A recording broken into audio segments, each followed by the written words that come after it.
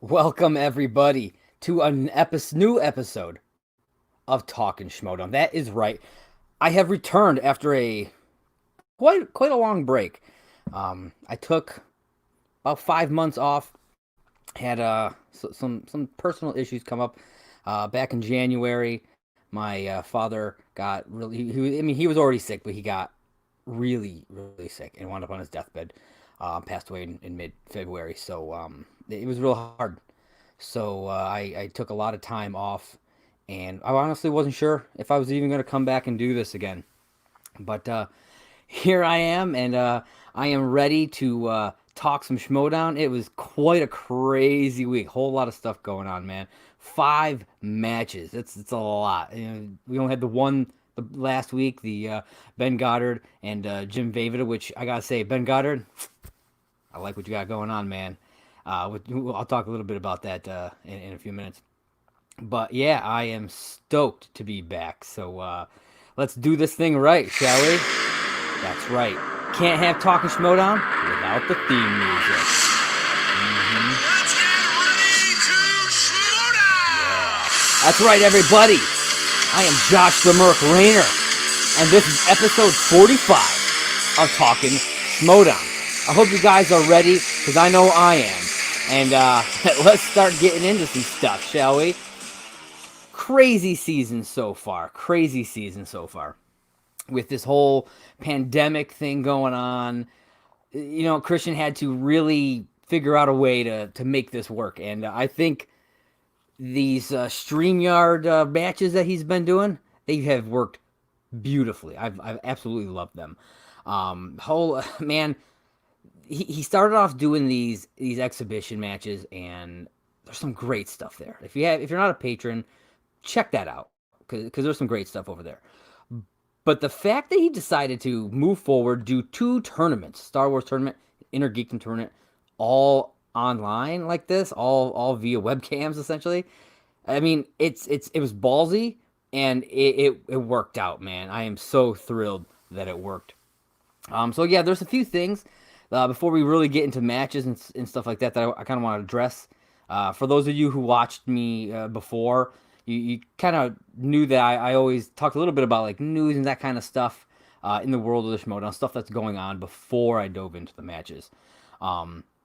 So first thing that I kind of want to talk about, which I thought was pretty awesome, that's right, Kevin Smith and Chris Jericho coming to the Schmoedown. I am pumped for this. I'm a huge wrestling fan and a huge Kevin Smith fan, so the fact that both of these guys are coming to the Schmoedown, I am stoked. Chris Jericho on the Rock Stars. You got Kevin Smith on the Quirky Mercs. Perfect place for both these guys, and I really hope to see them face off against one another down the road. I don't want that right away, a lot of people are calling for that. I want that down the road. I want to lead up to that. But we'll see. We'll see what Christian decides to do with that. The other thing I really want to talk about, and I don't want to go too much into it because it's not something that it's not the most positive thing, and that's this whole what I'm calling the Burnett debacle. This whole thing with Robert Meyer Burnett that went down. Like like I said, I don't want to get too deep into it, but I agree that with what Christian did. I agree that what Robert Meyer Burnett did. You can't put up with stuff like that. Unfortunately, it's just the way. Not unfortunately, but unfortunately, because I actually I did like Burnett in the league, so that's really where the unfortunately comes from. But when it comes down to it, this is a business. It's a brand. And what Burnett did, now, okay, let's say Burnett posted that first tweet, took it down, and then that was it. Said nothing else about it, just dropped it. I don't think any of this would have happened. I really don't. But he kept going, he kept going, started insulting people that work for Christian and stuff like that, and it got real messy real fast. And it has continued. I believe it was yesterday he's back on Twitter saying more stuff, and it's like, dude, come on. Like, I understand you're not happy, but you gotta move on with your life, And he's claiming that, they shouldn't be, using the stuff that he did on there, with this disclaimer. Which, if you guys are watching this, and I assume you watched the matches and saw the disclaimer, I think it was on 2 of the matches, where he was involved and he was on camera, And Christian said before any of this, before these matches came out, that he wasn't gonna like cut Burnett out of footage and censor him that way. So I think doing these disclaimers was a great way to do that. Apparently, Burnett not happy about it. But the thing about it is that he's going on tweet after tweet after tweet about it. But people in his feed are asking him, okay, well, did you have an agreement? Was there stuff written down about how footage would be used in any event like this? And he never responds to those people. So it's like, okay, I understand you're mad, and you're saying all this stuff, and he's like saying, they don't own my work, but I find it hard to believe that Christian wouldn't have something in writing saying that you're giving Christian Harloff and the Schmoedown, whatever, the rights to use the footage that is filmed for this stuff. You know what I mean? I don't know. I don't know the insides and stuff like that, so that's something that you'd have to talk to them about. But yeah, it's crazy. Whole lot of crazy stuff going on. I think both sides didn't handle it the best at first. There's people on the side I agree with that didn't handle it as well as they could have, and caused, I think, more negativity than needed to happen. But it is what it is, and that's really, I just wanted to address it because I haven't been on in 5 months, and this is something that really just happened, and I felt that it needed to at least be addressed, even just a little bit. So yeah, let's get into some stuff. I want to talk about a little bit of what happened on Backstage this week. I gotta say, I've been checking out Backstage. I love it. I've been watching it since it began, and I love this new kind of like format with Ben and John. I think they're great hosts. I really love what they've brought to the whole atmosphere of it. And it's like, don't get me wrong, I love when Christian was doing it, but I really think that what Ben and John do as hosts on this brings something extra to it. They had a ton of guests on for this episode. We had Sam Levine. He came by and talked a little bit about the Adam Witt, Molly Damon match. Ben Goddard came in a few times. He talked about his IG match, his fundraiser. He's raised I think he said almost $12,000. It's insane. Dude rocked it. He not only rocked this fundraiser, he rocked his Innergeekdom match as well against Jim Vejvoda. Ben Goddard in my opinion, is the front runner for Rookie of the Year right now. He's 4-0. He's undefeated right now. Four matches in his rookie season, undefeated through 3 different leagues. And it's like, that's insane. 4 matches in 3 leagues, undefeated. If you guys aren't if there's someone out there not seriously considering Ben Goddard as Rookie of the Year, at least in contention, because honestly, I haven't seen anybody who in my opinion is more of a front runner than Ben Goddard right now. Now I'm sure people will say, "Oh, Robert Parker. He's had 1 match." Yes, he won that match and he destroyed in that match. But he's had 1 match in 1 league.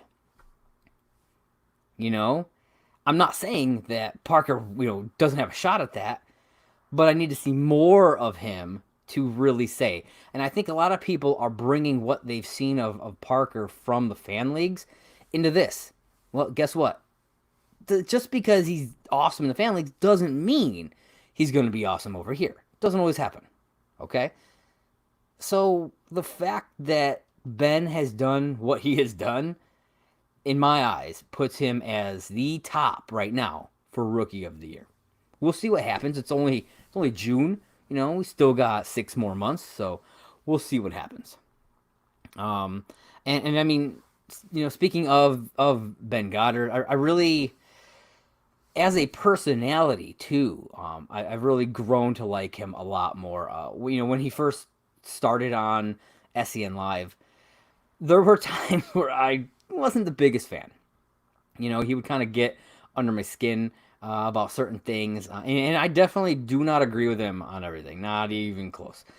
But I think he has really shifted his personality to a place that I actually enjoy watching him and actively root for him now. And, the fact that he's with the Den, with Kate, who I love, I think it's a great combination.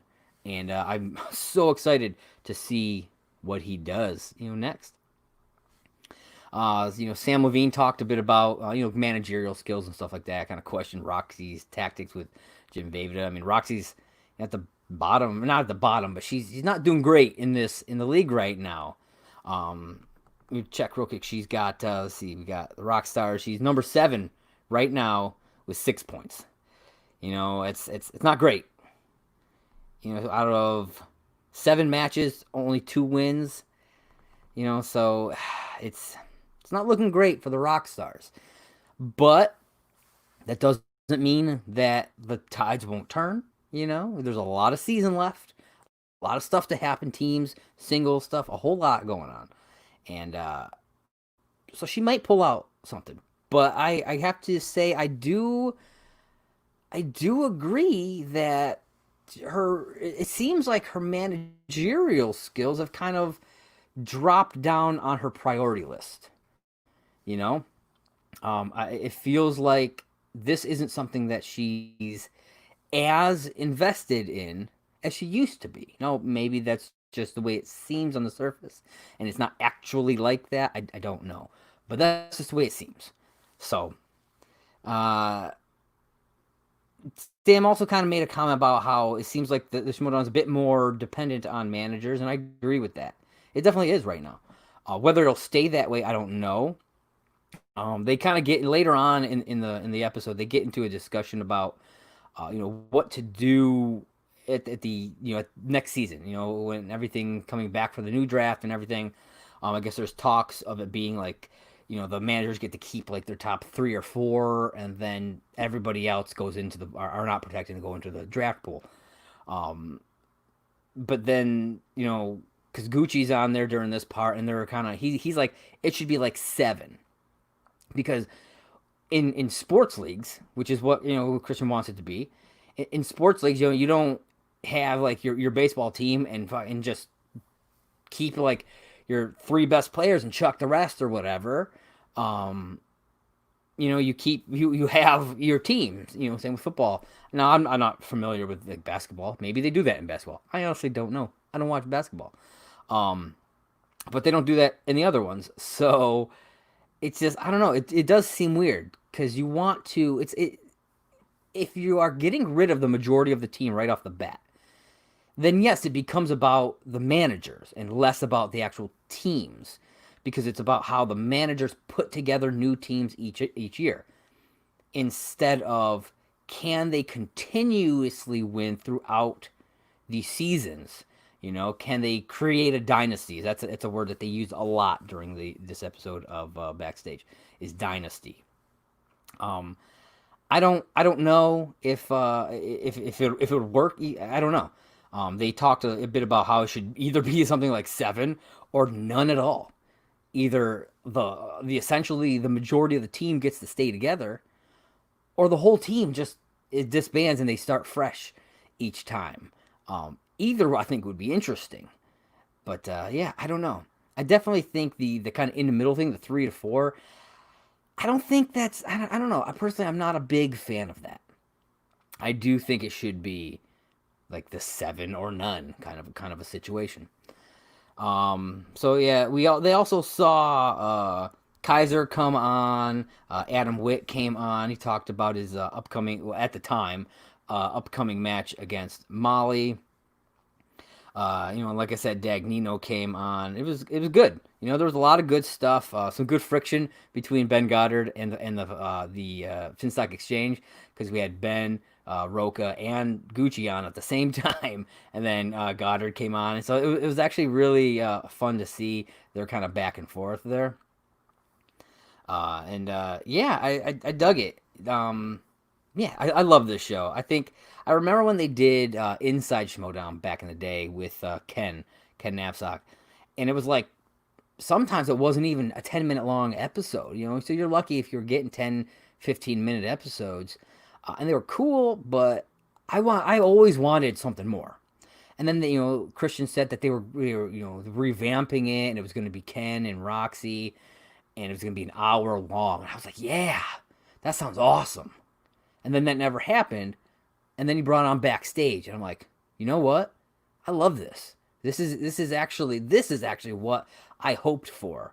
When they were talking about the revamp, this is the style that I really wanted to see, and I'm glad that they did. All right, so now it is time to get into the matches. I'm going to start off talking about the Star Wars tournament. We had two matches here. Andrew DiMolanta versus Joseph Scrimshaw, and Molly Damon versus Adam Witt. It was a doubleheader live on Twitch. If you guys Star Wars tournament, you really should head on over to Twitch. It's free. You don't even have to sign up for an account. It's just like going on to YouTube. You don't need an account. Just go on, search for the Schmoedown. Bam, there you are. You get to watch these matches, and it's good times. And if you're a patron, you can actually talk to the winners via StreamYard. You can actually come in and like video chat for a couple minutes, ask a question to the winners. It's actually really cool. You gotta be I think it's a $10 and up patron. So yeah, if that's something you're into, definitely do that. All right. So the first match that they did in this doubleheader was Joseph Scrimshaw, who is part of the Quirky Mercs, versus Andrew DiMolanta from the Finstock Exchange. Coy had this match started off with Coy not having the greatest time with his internet connection, I gotta say. Every other video that I've seen him do, every other time I've seen him on one of these types of things, it's been great. So I don't know what happened there. I don't know if he's just having some bad modem issues or what, but yeah, I'm glad that toward the end he got that sorted out, because there was a big delay. So going into this, my money was on Joseph Scrimshaw. We've seen him come close. We've seen him take Damon to the limit, multiple times. And so he was who my money was on. I like Andrew DiMolanta. His match against Laura Kelly was great. But I was really banking on Scrimshaw. Now, just because, so I say that, and I wasn't underestimating DiMolanta. Or Andrew, yeah, DiMolanta. I don't think, I definitely know that he's got it. You know what I mean? And after this match, you see it. But it wasn't until he came, they showed his promo, that I was like, whoa, this guy, he's serious now. He's determined. This is a side of him that we hadn't seen before. He's pissed. He's got an 0-2 record, and apparently people have been ragging him about it. And I'm like, in the Star Wars division, that's nothing to be ashamed of, man. It's hard to even get a win in this division. The fact that they don't do a lot of matches is insane. It's just the amount of, you don't get that much. There's only 3 people, or no, I think it's 2 people that have 2 wins. And so it's, yeah, it's just, I don't know. This division is probably the most elite division in the Movie Trivia Schmoedown. I know a lot of people kind of go and say it's the Innergeekdom League, but the Star Wars League takes a special breed of person to be in it. These questions are far more deep cut. Now I know that Christian is recycling questions and stuff like that, whatever. But before this season, even then, These people, they live and breathe Star Wars. That's what they do. And if you don't live and breathe Star Wars, I mean, you could casually play, but you are not gonna be in it to win it. I guess you could say. Um, yeah. So we get into it. They both hit perfect rounds. 11-11. They get their bonuses. It's wild. Um, so like I said, this is elite. This is elite play, and I don't know, man. Everybody thinks that. I feel like everybody just kind of pushes the Star Wars League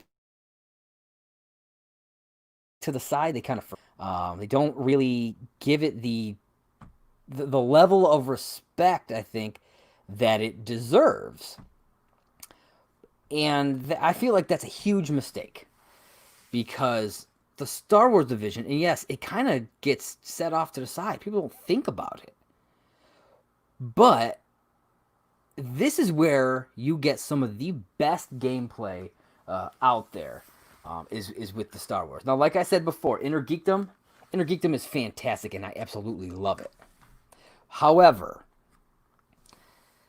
the difference between Innergeekdom and Star Wars is that specificity, is that deep cut knowledge of one specific category.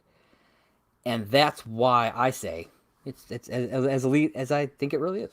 But anyways, I kind of rambled off there, got into a little bit of a tangent, but 11-11 after that first round. They get into round 2, Scrimshaw defers, and Andrew spins Phantom Menace and just keeps it. And I've noticed that a lot of times in the Star Wars division, the players tend to just take the first category they get because that's how confident they are in most of these things. Now, it doesn't always happen, obviously. It doesn't happen, all the way through in the second match, but it definitely happens, and you can see it here. They both get perfect rounds, no multiple choice, just straight up perfect rounds. 21-21.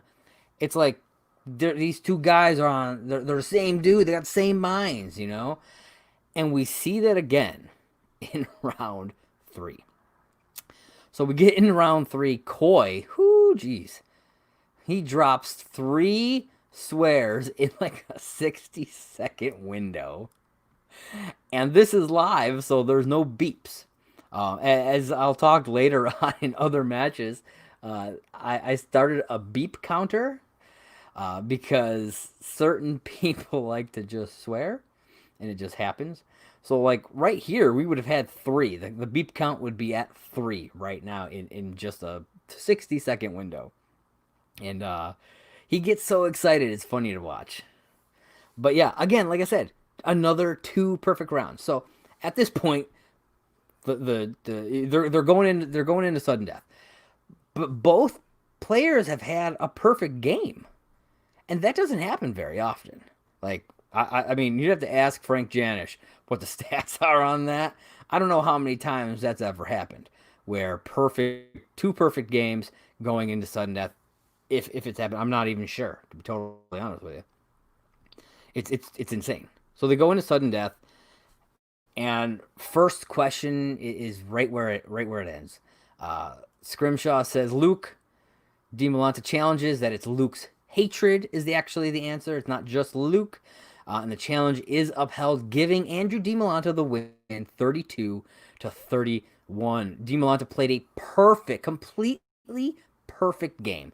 And that right there is exactly what you need to beat someone like Alex Damon. Now, obviously, there were no 4th and 5th or 3rd and 4th round like championship style. There wasn't a buzzer round. There wasn't a betting round. I feel confident that DiMolanta would probably wager 3 and get his question right in the betting round. But it's that buzzer round that worries me about anything, because Damon has gotten real good at that buzzer round. And with it being it being 5 questions, there's not going to be a tie going into the final round like there was here. You know, even if rounds 1, 2, 3 are all, you know, it's tied up because they match each other evenly, it's going to at least, you know, you're going to see 2 and 3 points going one way or the other, you know, depending on how, that's how it could happen, you know, or obviously someone could get more. But yeah, so I hope that he's not waiting to start practicing with those buzzers, because you're going to want as much practice as possible to take out someone like Alex Damon. Yeah, I thought that this was a great use of a challenge. You know, I guess theoretically he could have let it slide because they were going to give it to him, and he could have let it slide and kept answering stuff. You know, he was going to use a challenge earlier on and chose not to, which I think probably the smart idea. You know, maybe, I guess theoretically, not challenging earlier could have cost him the match theoretically, but it didn't, and it allowed him the win right here. You know, it's actually what gave him the win. So when all was said and done, it was because you don't know. Maybe they wouldn't have upheld that challenge the first time around, and then he wouldn't have had the challenge to do it here. You know. So you know, I find that you got to be real careful with your challenges, and the way he played this, I think was perfect. It was a perfect use. And like I said, you know, matches like this prove that records are not indicative of talent. You know, DiMolanta said, you know, he was so pissed about that 0-2 record, and people ragged on him. But in this division, and with matches like these, it's nothing to be ashamed of. Scrimshaw may have a loss on his record for this match, but that dude burned out a perfect game and only lost in sudden death. Like, that's amazing. One question, and it was sudden death. The sudden death question. It's like incredible the level of talent these guys have. He got so you know, DiMolanta 100% for this match. You know, 100% accuracy for this match. That's impressive. You know, and this is definitely one in the running for match of the year at the end for me. I definitely think it's up there. So we'll see what happens. And with this, the Finstock Exchange gains 3 points in for this win. And then we get into match number 2. So like before, so they got on, they asked some questions and stuff like that, which I think is really cool. I had honestly forgot that they did this, because when I first went on to watch these matches, I was like, okay, sweet, they got the doubleheader up, awesome. I go on, I'm like, it's 3 hours. Like, why are these 2 matches like an hour and a half long each? I just didn't get it, and because I totally forgot that they go and ask questions after the match. So yeah, if you come across that, you're not alone. I did the same thing. All right, so we get into match number 2. Molly Damon of the Usual Suspects versus Adam Witt of the Dungeon. Now, right here, the Dungeon needs a win. You know, not doing well. At the bottom of the list, and unfortunately, they stay at the bottom of the list here. The usual, actually, realistically, both teams needed a win here, because the winner got catapulted up to, like, I think it was like 4th place, if I'm not mistaken. And so this was an important. This was like a clincher of a match. It really went. You know, I think they were in 8th place. I think the Usual Suspects, if I'm not mistaken, were in 8th place, and now they are in 4th place. That's huge, huge. I mean, obviously, you know that things will change. It's fluid, you know, with points in different matches coming and going. Things will change, but that's huge. Now, there's still quite a gap between 4th and 3rd. There's like a 6-point gap between those, but you got to start somewhere, right?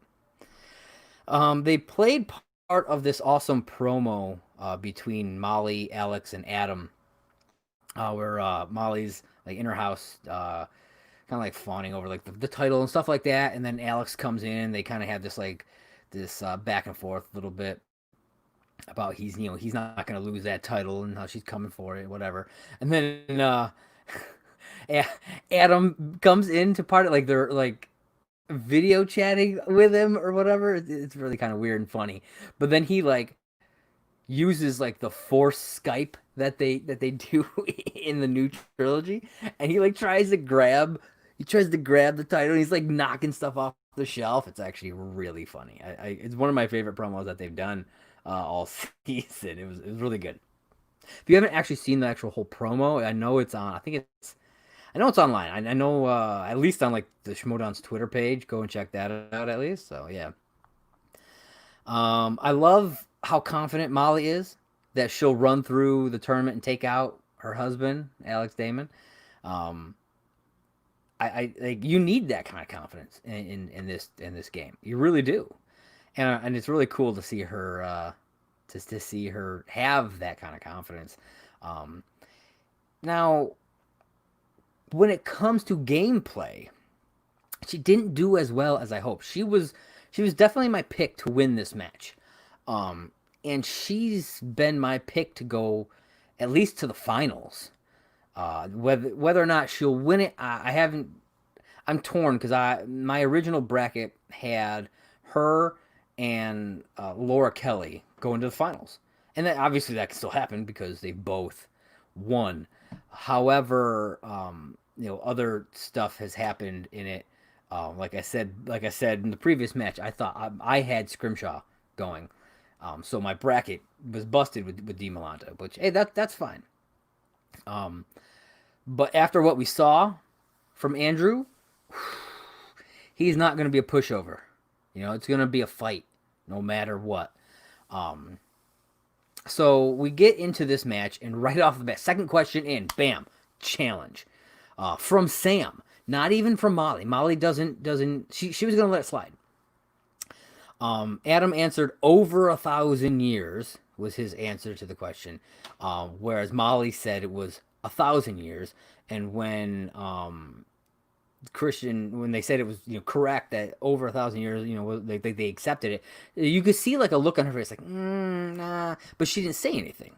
But Sam popped up, it's like, nope, I'm challenging that. And needless to say, it was upheld because the line is 1,000 years, not over 1,000 years. It's specific. So they like I said, they challenged that, and Adam didn't get the point. So right there, second question in, knocks Adam off from getting a perfect round. This right here is exactly why Sam is actually a great manager. I know like there was a while there where he really wasn't around, but when he's there, at least, he is a fantastic manager. He is involved. He knows the game, and he knows how to kind of prop his players up. And then so we get into the next question, and we get another challenge. Molly says shield generator. Adam says deflector shield. Adam and Kaiser challenged this, that the shield generator is not correct, that it's a shield and not a shield generator. And as I thought about it, because I think they kind of wrote it too hard about how it has, the exact line is this, the exact line is this, or it's the exact line is not shield generator or whatever. If they hadn't wrote that so hard, I wonder if they would have still upheld it. I don't know, you know what I mean? Because then they asked him, what was his answer, and they compared it that way. Because if you think about it, like the actual answer is energy shield. And if he had just said shield, I'm curious what would have happened there too. But when you think about it, okay, so you got a shield generator, which generates a shield. They are two very different things. It's like saying a flashlight and light. Two very different things. Okay. So I get the challenge. The challenge is definitely legitimate. And the challenge was upheld because her answer was not correct. The problem is, neither was his. So neither of them got the point. But so like you may think, oh man, that was a stupid move. He probably shouldn't have done that because he didn't get the point for it. This, that, the other. However, I actually think this was a great use of the challenge. Yes, he didn't get it. He didn't get the points for it, but it prevented Molly from getting a perfect round. If they hadn't challenged, she would have gotten the point, and she would have had 10. She would have gotten all 10 questions right and gotten the bonus question. So I mean, it didn't stop her from beating him in the end, but it stopped a perfect round from happening. And so I think it was a great use of the challenge. Then they had a third challenge in the first round. I believe it was question number 8. Adam goes on and says that it was C3PO that interrupts with a message from R2D2, not R2D2 doing the interrupting. They go back and they check on it, and that challenge was not upheld.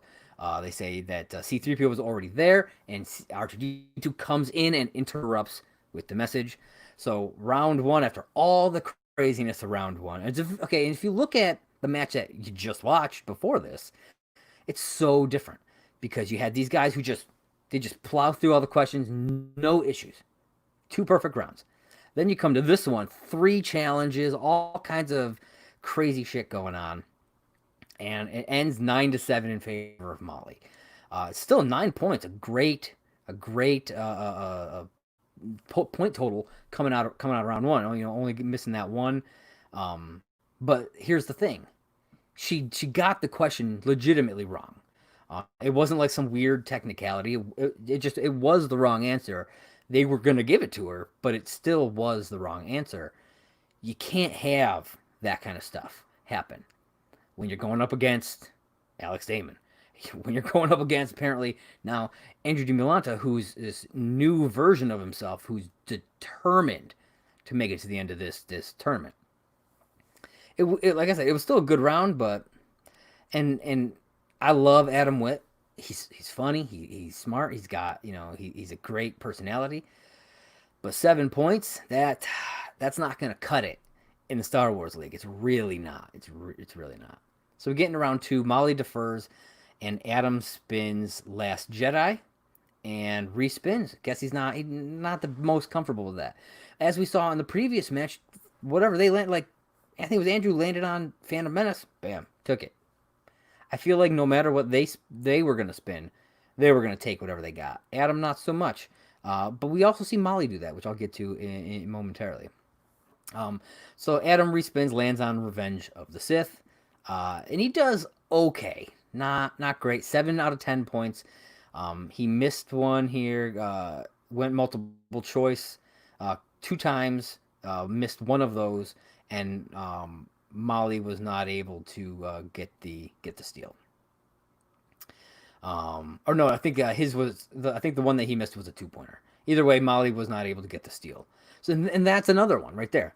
So Molly got that that shield question wrong, and then she missed the steal.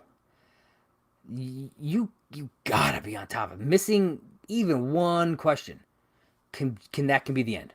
I mean, we saw that with Scrimshaw. He literally only missed one question, and that's what cost him the match. So you really got to be on top of this. So I don't know. I mean, I know it's been a while, but still, for Molly, but still.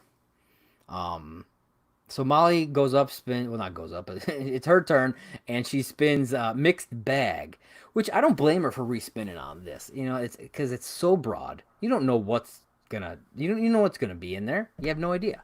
So I don't blame her for respinning this. And she lands on Revenge of the Sith, which they have to respin from, and lands on Solo and does good in it. 8 points. She gets all of the questions right, but she had to go to multiple choice a couple of times. And again, that can cost you too.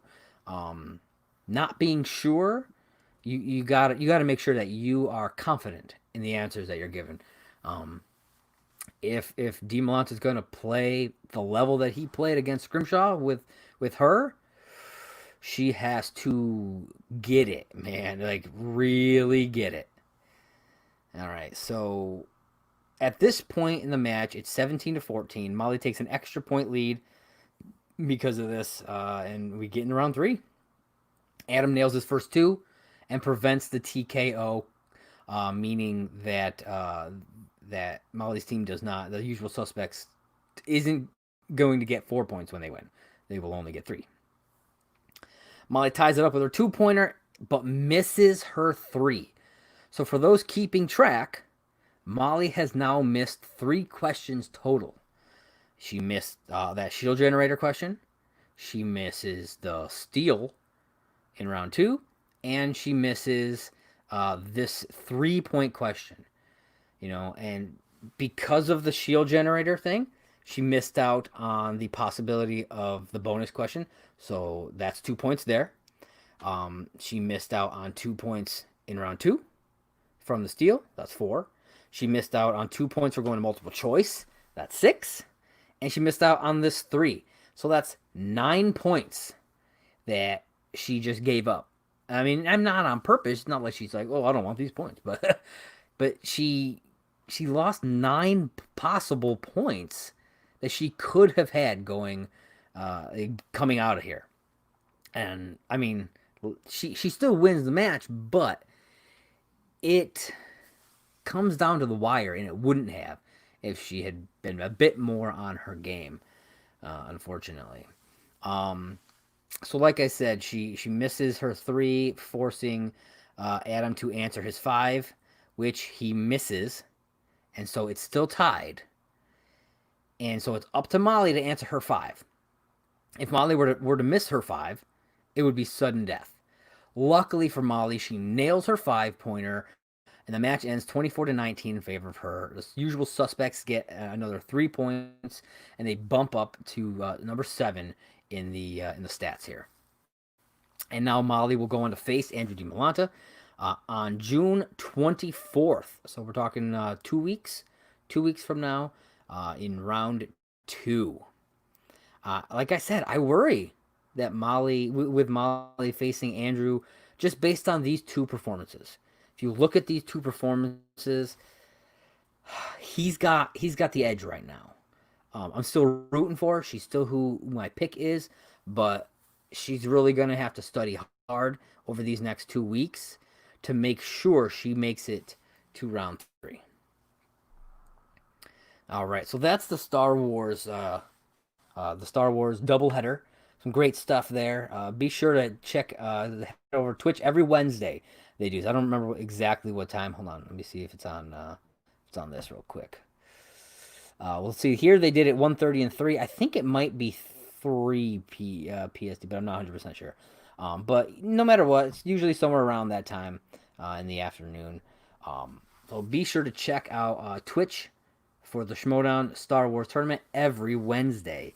It's going to be good. Next week, it's going to be, I believe, who is it next week? It is, let me see. We'll check out the schedule real quick. Ken Knapsack versus Andres Ace Cabrera. There we go. Yeah, it's gonna be good. I'm excited to see Ken get back in the ring. All right, so now it is time for the Innergeekdom. Yeah, I love the Innergeekdom.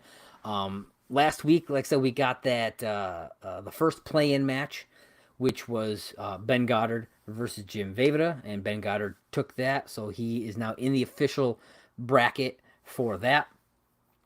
Real quick, before we get into that, I wanted to do the current Star Wars bracket before I forget. So I have that here. Yeah. So like I was saying, we've got Molly and Andrew, and then Ken and Ace are fighting each other next week.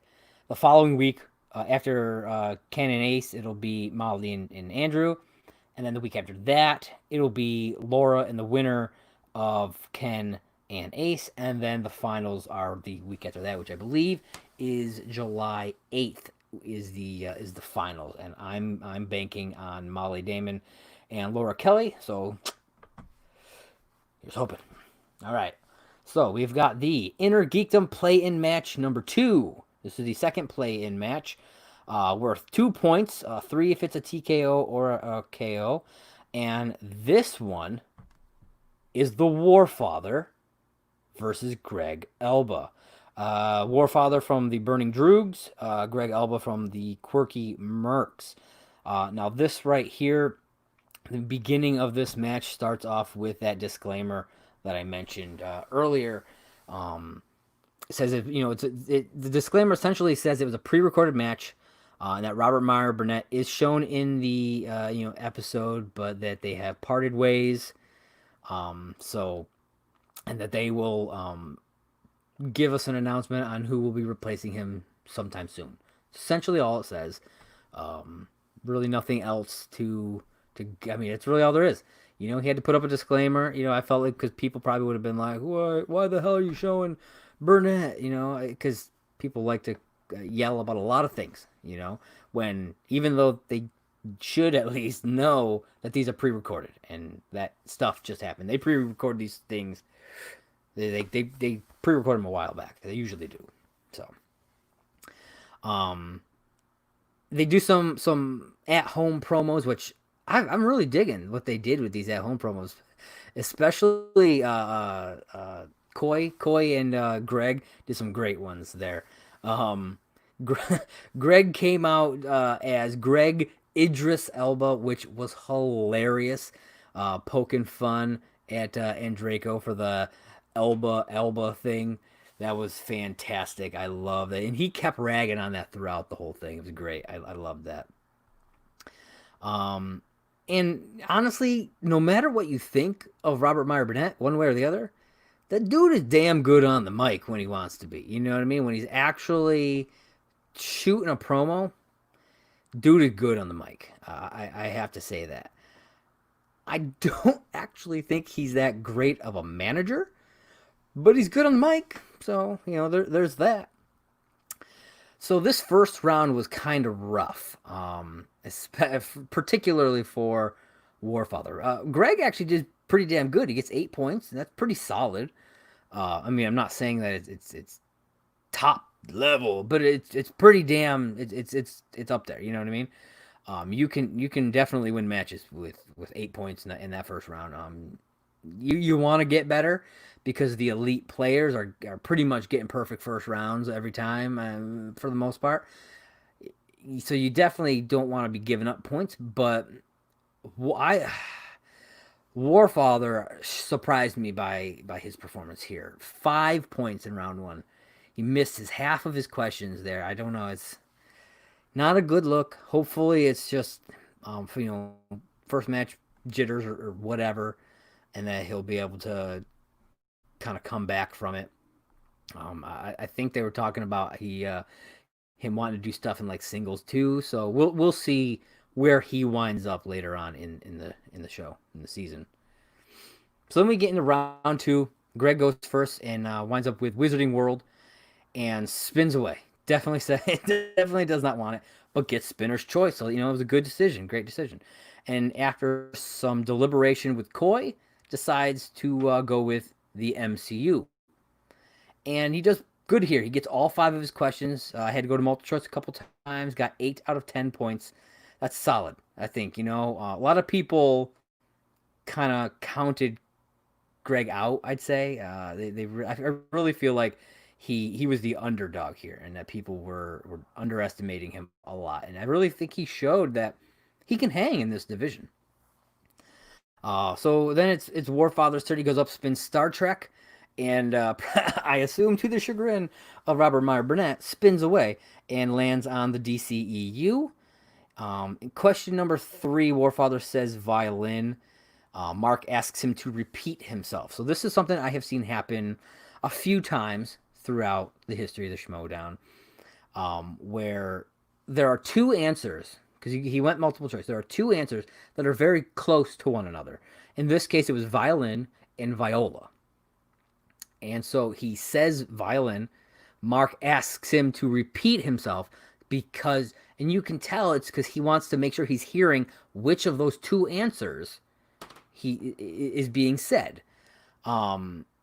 The problem with that is, a lot of times, that gives away the answer. Unfortunately, Greg didn't pick up on this, and he says, so he does that. He gets it wrong, obviously, because the answer is viola, but Greg didn't pick up on it, and he goes and says clarinet. I'm sitting here like, I thought violin, when they asked the question, but after Mark says, "Can you repeat yourself?" and he gets the question wrong, I'm like, "Oh, it's viola." Okay. Simply because of that. And the fact that that was what it was, and the fact that Greg didn't get it right, he didn't catch that. You got to pay attention because it's happened lots of times, um, and it's something that if you're paying attention, can help you out a lot. Like he would have gotten an extra point here. Now, like I said, wouldn't have changed the outcome of the match, but still, every point matters in games like this. And then we get to his fifth question. We get to Warfather's fifth question, and he just gives up here. He really does. He could have gone to multiple choice and may have gotten it right and had a chance at round 3. Could have possibly prevented a TKO. Even if he lost, okay, could have at least prevented a TKO and prevented an extra point going to the quirky Mercs. But he really just gives up, blurts out an answer because you can tell he's frustrated. And Greg Elba wins via knockout, 17-6. Like I said, this shows that Greg, he's a contender here. He belongs in Innergeekdom, and I'm actually really excited to see what he's got going on in the future. He's going on now to face Mike Kalinowski, and if he can hang with Mike, I'm not saying that Greg's going to beat Mike, but I just want him to be able to hang, take it to the limit, right to the end. That will show me that Greg really belongs in this league, and that he'll have a bright future in it as well. And like I said before, I don't think I was talking about managers, and I was talking about Robert Meyer Burnett not really being that good of an actual manager. He's a good mouthpiece. If that's the kind of manager that you're looking for, if it's just like you and a team, like if it was him and a team or him and a single person, and he's the mouthpiece, that's fine, that works. But with this whole draft thing and having to manage a large team, I don't think he's quite he wasn't. I don't think he was right for it. So I don't think it's necessarily going to be that big of a deal that he's gone. Because when you look at someone like Koi's super involved. He's right there. He's talking to his people. He's helping them out. He's guiding them through their thoughts and all this stuff. And Robert was really quiet throughout it. And he could have tried more. I don't know. And even in the other match that the second match that he's in, same thing. He's just quiet. He doesn't really get that involved. So I don't know. And so I want to bring this up. We had it's a Koi match, and we had a bleep count here of 3. So that's 2 Koi matches with 3 bleep counts. Though I don't think it was Koi, if I'm not mistaken. I honestly didn't write down who got each bleep, but if I'm not mistaken, Greg at least got at least some of those. But yeah, so that's another 3 for a Koi match, which is pretty funny. So the Quirky Mercs gain 3 points with this match, moving themselves up, getting closer and closer to that top. All right, so now we are on to the first round 1 match for the Innergeekdom tournament, and that is, not that one, sorry. That is Adam Lovak versus the Barbarian. That is right. Adam Lovak is a veteran in this division. He's been around for a while, from the days of Hector Navarro and Robert Burnett as a player. And then we got the Barbarian, who is new to this league, was drafted by the Finstock Exchange, and Lovak was drafted by Swag. So it's a interesting little matchup we got going on here. So Gucci, he's always entertaining to watch as a manager.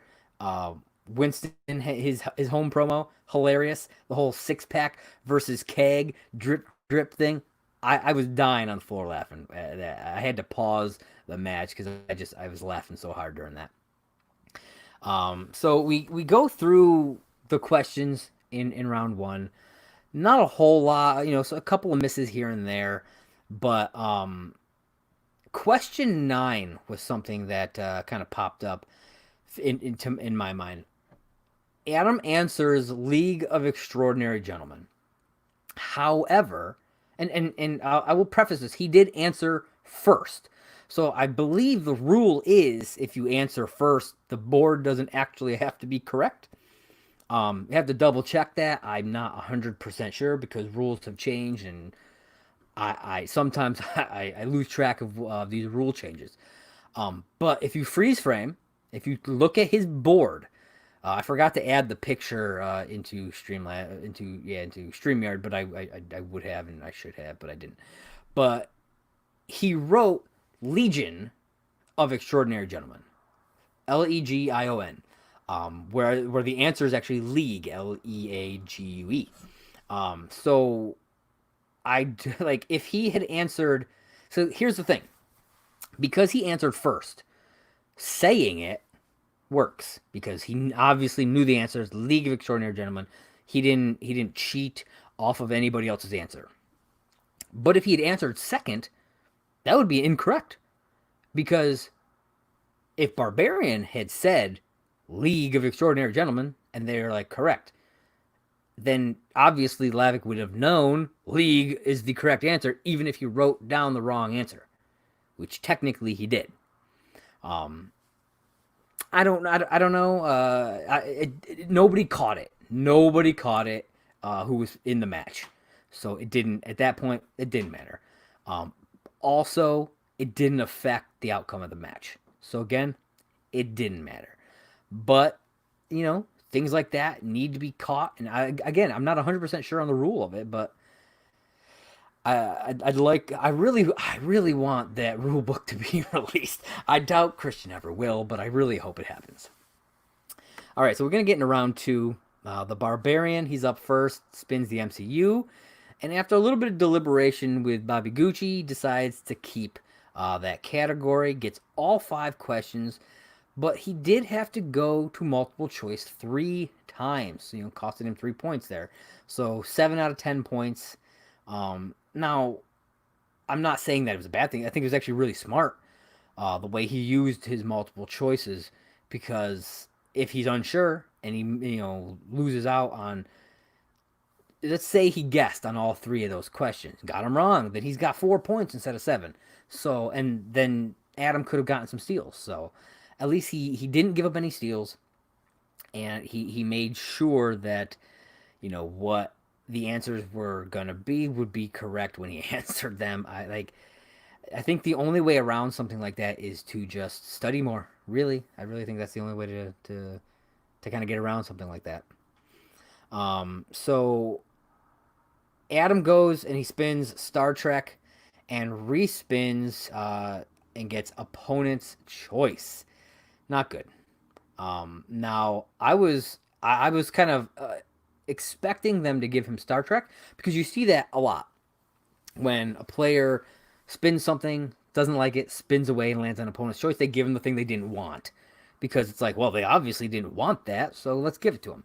But it seems that the Barbarian and Bobby Gucci did their homework and saw that Adam not great with Middle Earth, and Barbarian seemed real confident in this choice, and for good reason. This was a real rough round for Adam Lovak.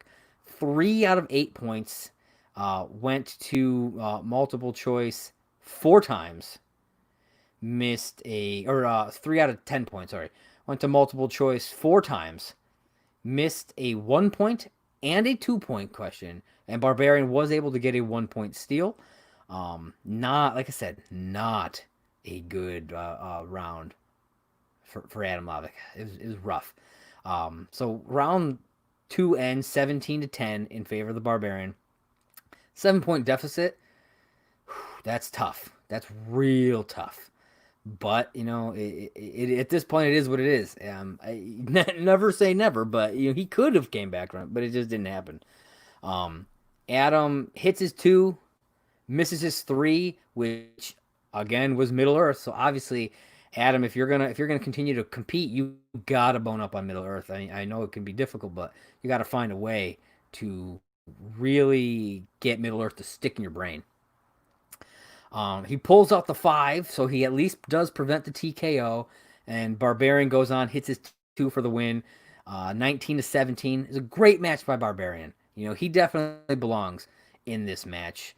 Only missed one question, and well, I guess technically two questions if you count the steal, the missed steal. Like I said, great match. Both Gucci and Winston doing great jobs as managers, getting real involved. Like I said before, you got to be involved with your team, your members there. You can't just sit back, even if you think that they got it. You know what I mean? I get that, but you still want to be involved. Show that you are a manager for a reason. You really want to be able to do that. And the Finstock Exchange gains another 3 points with this match. Keeping that top spot that they've had pretty much the entire time going on. Yeah, I think they have, let me double check, they've got 19 points right now.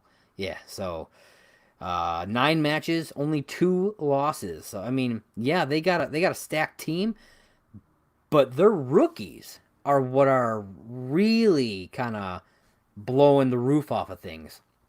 I mean, Andrew DiMolanta, the Barbarian, they came in here and cleaned house when they needed to, as rookies.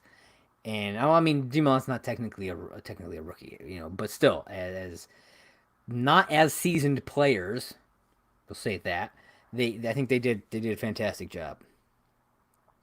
No beeps this match, by the way. The beep count was a big old 0. All right, so we are getting on to the final match. And that is Brandon, the Hitman Hanna, versus Saul. So Brandon with the Burning Droogs, formerly from the Den, and Saul with the Den. So it seemed, for those of you who weren't quite following everything, Kate could only pick 2 people for the tournament. So she picked Ben Goddard and she picked Saul. Brandon was not happy about that. And from what I understand, he requested a trade. And that happened, and he got picked up by Robert Meyer Burnett, who got him into this tournament just like he wanted. So, things worked out pretty well, I say, for Brandon Hanna. And Hanna and Saul have been going back and forth pretty hard on Twitter again, with one another. Saul, who didn't have any social media, got on social media, got a Twitter just to respond to Brandon Hanna, essentially calling him out. It's pretty intense. Like, we've had Saul on SCN Afterlive a number of times, and the host there, Jay Wade, he's an awesome guy. He's running that show real fantastically over there. It took him, like, he really had to work to find Saul, to get in touch with him. It wasn't just like, hey, let's look him up on Twitter, or let's check out his Facebook page. Nope. Didn't have any of that. So, like, it was a lot of, like, trying to find people who might know him and find a way through, and he finally got through, and he's been on the show quite a few times.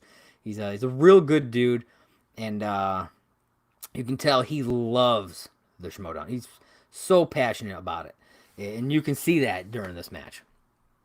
So this match, because Brandon Hanna on the Droogs, another disclaimer. Robert Meyer Burnett, big part of this, as a manager. He's there. He's on screen a lot. So they do another disclaimer.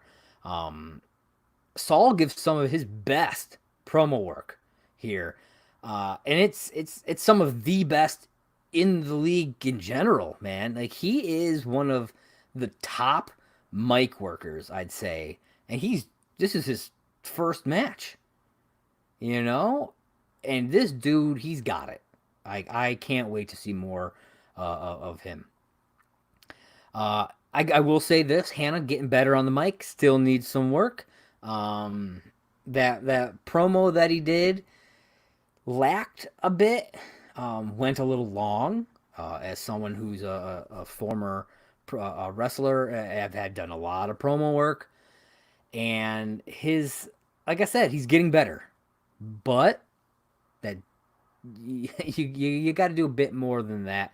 You got to really work on it. You got to stand in front of the mirror or film yourself and just work on it. My brother and I did that same thing. We had a couple of trainers who that's what they told us to do, so that's what we did. And I think it would actually really benefit Brandon Hanna if he did something like that personally. All right, so we're gonna jump into round number one for Brandon Hanna versus Saul.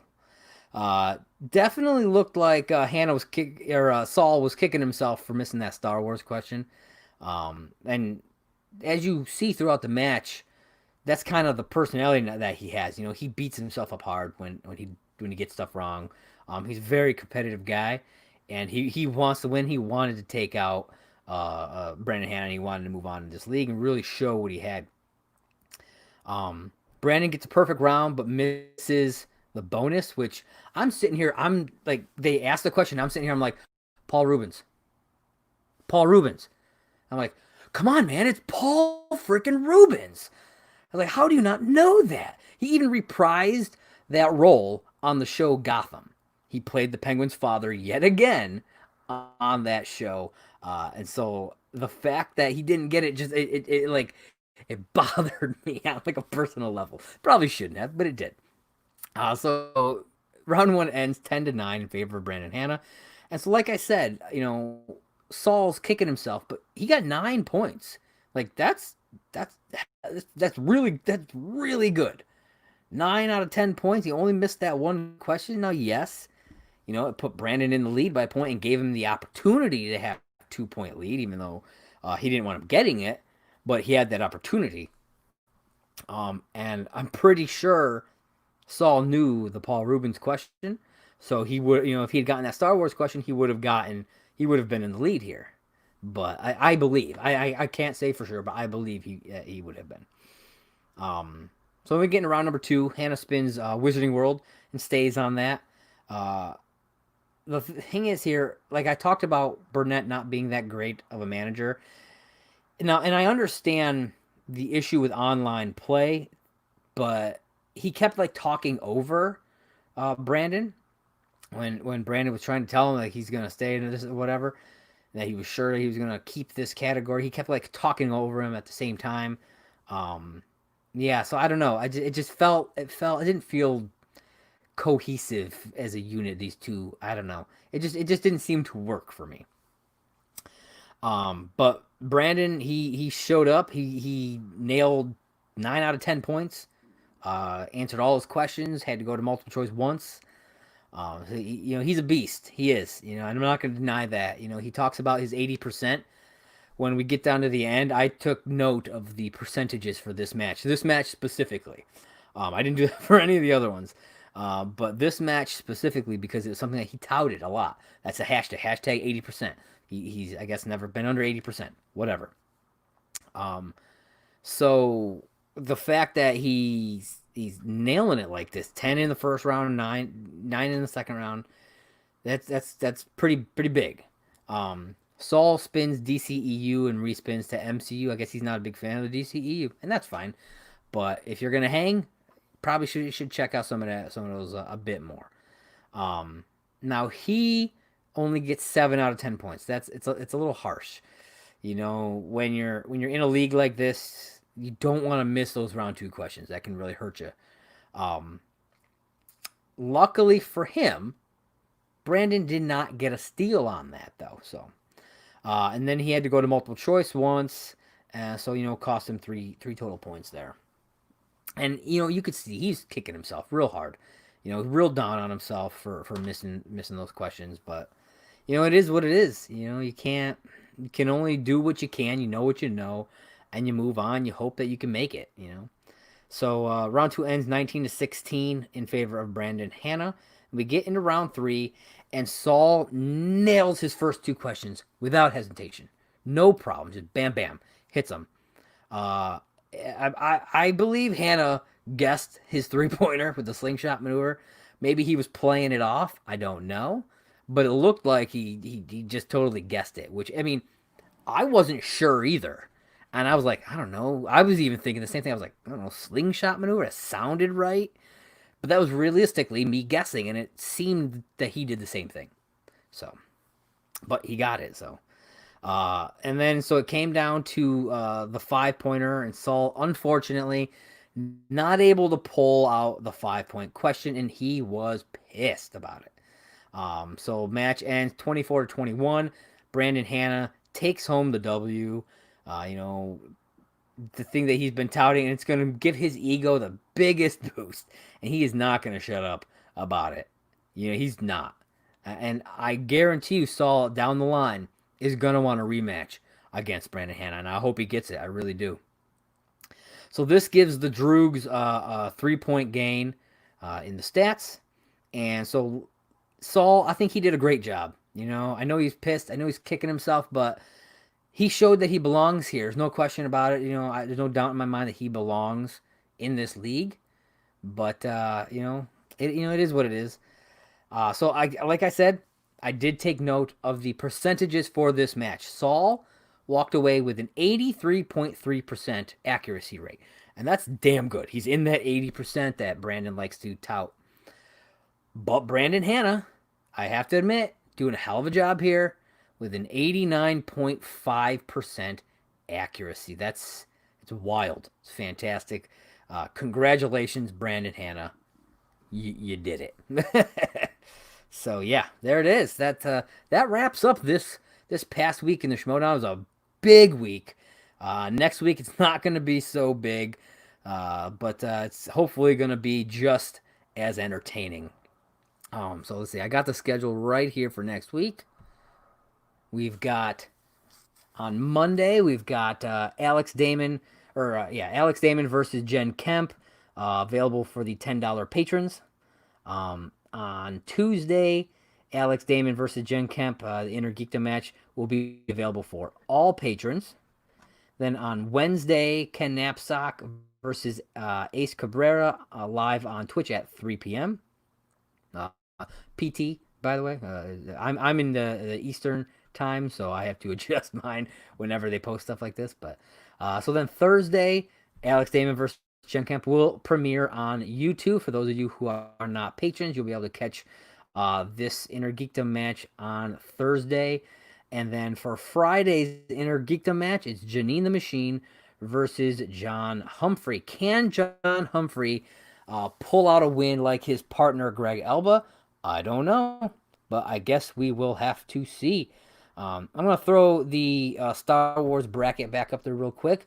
You guys take another quick look at that. We've got, like I said, Molly Damon, Andrew DiMolanta facing off on June 24th. Ken Knapsack, Ace Cabrera next week, like I just talked about. The winner of next week's match will face off against Laura Kelly on July 1st. And then the finals, the last two people standing, which I'm hoping, I'm rooting for Molly and Laura, will take place on July 8th.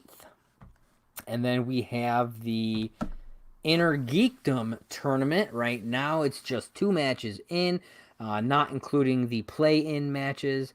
So right now, it is the Barbarian on the left, Brandon Hanna on the right. I'm going to go real quick down the line and kind of see who I think is going to make it through. So like I said, right now we got Barbarian. I have a feeling Janine is going to take this one out. Like, I like John Humphrey. Don't know what he's got. I have a feeling we're going to see Janine move forward into round 2.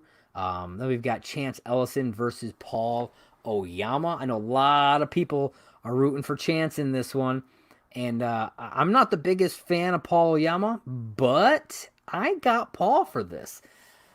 You know, he is a beast when it comes to trivia. And I think there's a new fire lit under him after what happened at the Spectacular, you know, doing so poorly, losing his title and everything. I think he's got this. I really do. And then we got Robert Parker versus Ben Goddard. Sorry, Ben. I love you. I think you're fantastic. but I like watching Robert Parker. My money's on Parker. However, I want Ben to win, but my money is currently on Robert Parker. But I feel like if Ben pulls this out, that will probably be the that'll be one of the biggest upsets of the bracket. The biggest upset would probably be if Greg Elba can pull it out against Mike Kalinowski. Though I do have Mike I am banking on Mike Kalinowski for this match.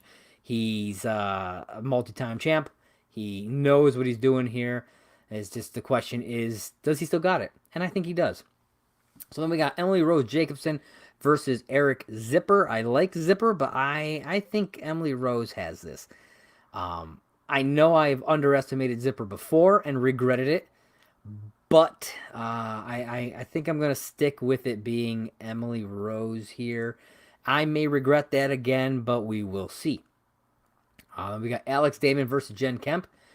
Jen Kemp is, she's an unknown right now in this. And Alex Damon, he's Star Wars, but I think he knows a lot more than just Star Wars. And so my money right here is on Alex Damon. And then obviously we got Brandon Hanna beating Saul. So then when it comes down to round 3, Barbarian versus Janine, for me, I think it's going to be the Barbarian. And then Paul Yama versus Robert Parker, I'm going with Robert Parker. And then between those two, I think Parker's going to wind up in the finale, in the finals. So then we got Alex Damon and Brandon Hanna. I think it'll be Alex Damon. Personally, definitely Mike Kalinowski. And between Mike and Alex Damon, I think Mike's got this. So for me, my picks finals will be Robert Parker versus Mike Kalinowski. Can Parker take out the former champ? Or is Mike going to be on his way yet again to a title? We'll see. I have a feeling it's going to be Mike. That's who I'm rooting for. But like I said, we will have to wait and see. And that has been episode number 45 of Talkin Schmoedown. Thank you, everybody. Thank you so much for all of you who joined me live during this. This is my first attempt at doing a live broadcast. I've never done it before. I hope that you liked it. I hope it turned out good. I hope I didn't stammer and ramble on too much for you, but hopefully I'll do better the next time. We just keep growing. Just keep going. As they say in the movie Meet the Robinsons, keep moving forward. Always do that. Be sure to check me out online. You can hit me up on Twitter at JPRaynor. That's JPRAYNOR. And, of course, on Merc with the Movie Blog. You can go to mercwithmovieblog.com. Hit me up on Twitter at MovieBlogMerc. You can also hit me up on Facebook and YouTube at Merc with the Movie Blog. Also, check out all the shows on our Anchor feed. That's anchor.fm/movieblogmerc. Got all kinds of great shows. SCN Afterlife. We've got a show called Beyond the Screen, where they talk about movies, TV, video, all kinds of stuff. Whatever they want to talk about, they talk about. It's kind of like almost like a new show, almost like SCN Live, really. But it's like their own version of that. Then we've got Game Over Screen if you're into video games. We have a Bachelor Nation podcast called Go Get That Rose. There's a Harry Potter show where they've been reviewing the Harry Potter movies called Through the Port Key. When Mandalorian comes back, there's a Mandalorian review show. And I also do a wrestling podcast with my brother called Off the Ropes with John and Josh. It has its own feed, but I also cross-promote on the Merc with a Movie Blog feed. So be sure to check out all of that crazy content. And thank you once again. And please join me next time on another episode of Talkin Schmoedown. Catch you later.